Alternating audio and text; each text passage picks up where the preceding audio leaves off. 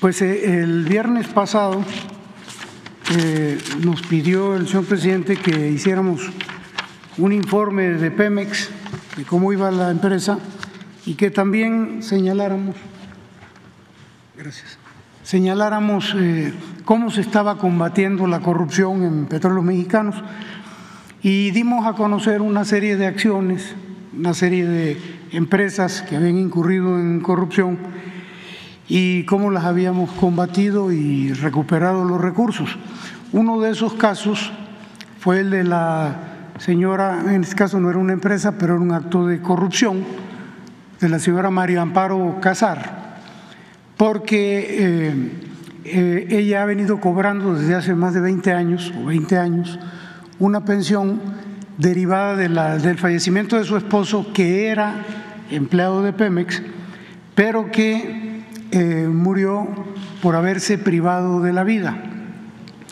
Es importante, para tener muy claro las cosas, que la muerte de un trabajador en Petróleos Mexicanos conlleva toda una serie de prestaciones, en el entendido de que fue en funciones y que fue un accidente.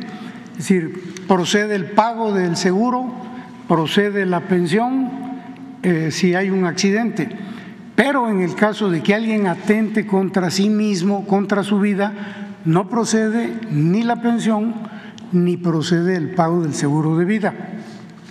Bueno, pues hubo una reacción muy fuerte a partir del viernes que dimos a conocer esto. Los grupos de derecha, los adversarios del régimen, se vinieron con todo, y bueno, pues esto nos obliga a dar más elementos, a aclarar más cómo estuvo este asunto del fallecimiento del esposo de la señora Casar. Primero decir que el fallecimiento ocurrió el día 7 de octubre de 2004, y a las pocas horas de que sucedió el lamentable suceso trágico, se presentaron familiares, dos cuñados del señor Márquez Padilla, quien falleció, y su hermano.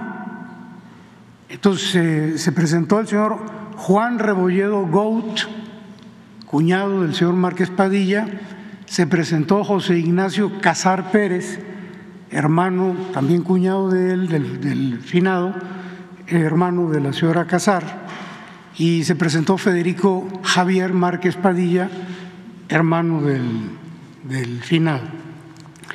Y hubo conocimiento de todo el proceso prácticamente a las pocas horas de que sucedió el asunto. El viernes pasado yo escuché, pero además fue en muchos programas de radio, que la señora Casar señaló que ella pasaba de víctima a victimaria, que ella había sido la víctima de todo esto y que se había estaba enterando de que la muerte del señor Márquez Padilla obedecía a suicidio. Bueno, pues yo creo que empezaríamos a aclarar, primero dando unos datos adicionales. El señor Márquez Padilla entró el día 1 de junio de 2004. El 24 de ese mes recibió un crédito de 447,000 pesos, un crédito sobre nómina, y el día 30 de ese mismo mes, antes de un mes de haber llegado, un crédito por 268,000 pesos para adquirir un vehículo. A partir de ahí, él entra como coordinador de asesores del director de administración de Petróleos Mexicanos. La señora Casar en ese entonces era coordinadora de asesores del secretario de Gobernación. Bueno, pues prácticamente al día siguiente del fallecimiento, el fallecimiento fue el día 7 de octubre, el día 8 de octubre el agente del Ministerio Público hace un peritaje donde señala suicidio. La investigación se abre por homicidio, pero ya al día siguiente ya hay evidencias del perito de que se pudo haber tratado de un suicidio. De manera que esto da pie a una investigación que se lleva aproximadamente 4 o 5 meses. Esto ocurre el 7 de octubre y en febrero ya la Fiscalía da a conocer el dictamen de cierre de ejercicio donde no hay homicidio, sino que lo que ocurrió, nadie privó de la vida al señor, el señor se quitó la vida 5 meses después. Pero es importante decir que la señora Casar, el día 15 de octubre, el día 7 fallece su esposo, el día 15 de octubre ya solicita la pensión y el pago del seguro. Y una cosa curiosa o poco usual, Petróleos Mexicanos, los funcionarios de aquella época, no Petróleos Mexicanos, como dice el presidente, pues no tiene la culpa Petróleos Mexicanos, los funcionarios le pagan el primer cheque de pensión ese mismo mes, el día 29 de octubre. Fue algo muy rápido, fallece el 7 de octubre y el 29 ya ella recibe el primer pago de pensión, y el 19 de noviembre, un mes, 10 días después, recibe el pago del seguro. ¿A cuánto ascienden estas cantidades? Bueno, en el caso de las pensiones, hasta la fecha en que se cortaron, que fue en febrero de este año, 31 millones de pesos por pensión, a razón de 125,000 pesos mensuales, y el seguro a razón de 17,600,000 pesos que recibió la señora Casar, sin que se esperara al cierre de la averiguación. ¿Qué era lo que tendrían que haber hecho en Petróleos Mexicanos los funcionarios anteriores? Esperar a que se cerrara el expediente para que quedara claro las causas de la muerte, sobre todo después de que el perito al día siguiente ya tenía evidencias de un posible suicidio. Bueno, no fue así. En Petróleos Mexicanos le dieron las facilidades, prácticamente le pagaron de inmediato y al final se cierra el expediente con la determinación de que el señor se quitó la vida, fue un suicidio y por lo tanto no procede ni la pensión ni procedía tampoco el pago del seguro.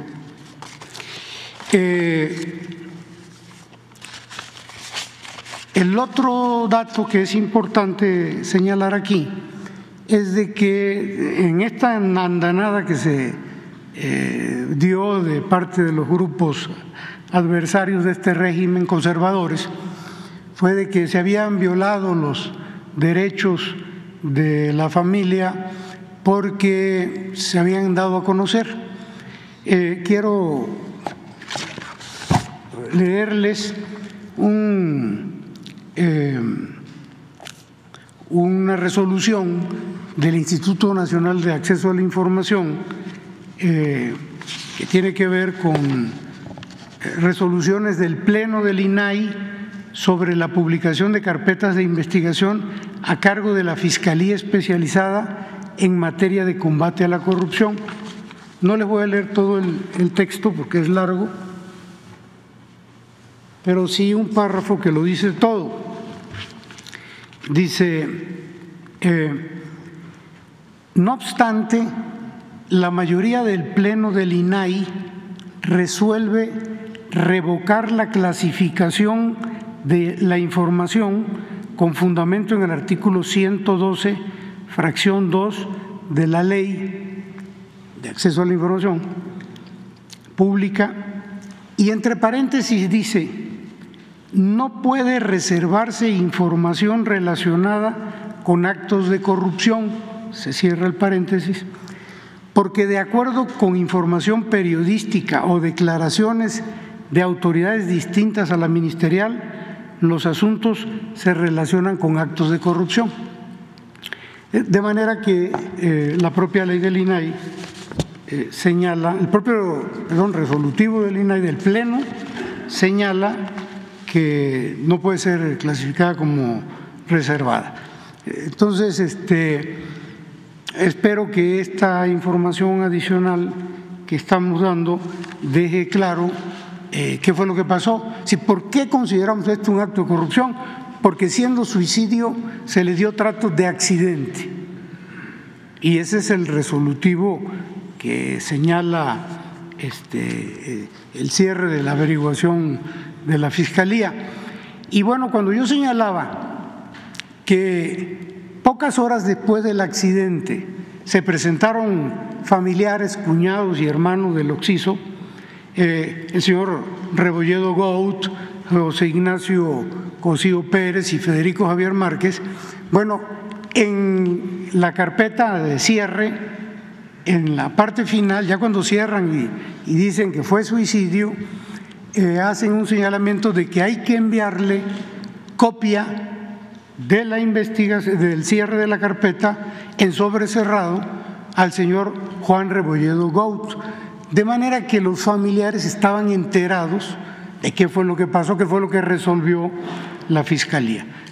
Entonces, pues eso de que no se enteró, pues de acuerdo con los documentos que nosotros tenemos, pues no es posible. Y pues yo creo que estos datos que le estamos aportando pues van a dar un poquito más de claridad en cuanto a lo que ocurrió, lo que dijimos el día viernes pasado. Señor presidente. Bueno, ya vamos a la conferencia. Quedó pendiente Judith.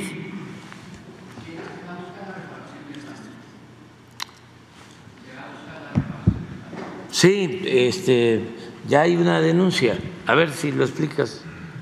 Eso sí. O sea.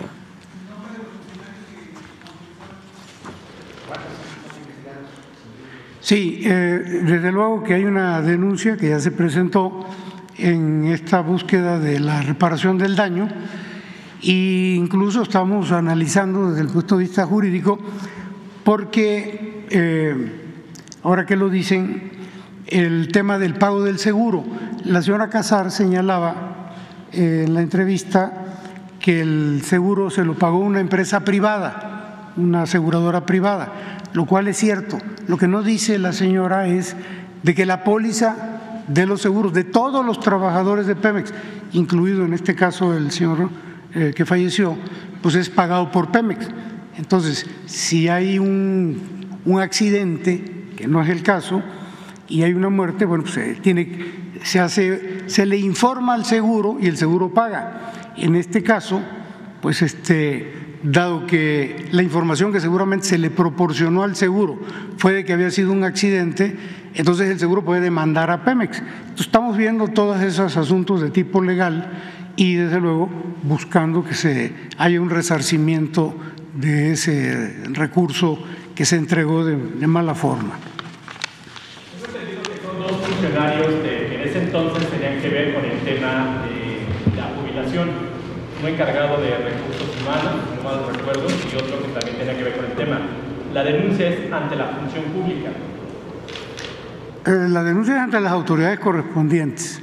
Es una denuncia por corrupción y se va a realizar la investigación. Ya estos funcionarios ya no están en Petróleos Mexicanos, son exfuncionarios, pero pues no quedan exentos de la acción de la justicia. ¿Y no queda claro si también la denuncia implicaría a la señora María Amparo Casar?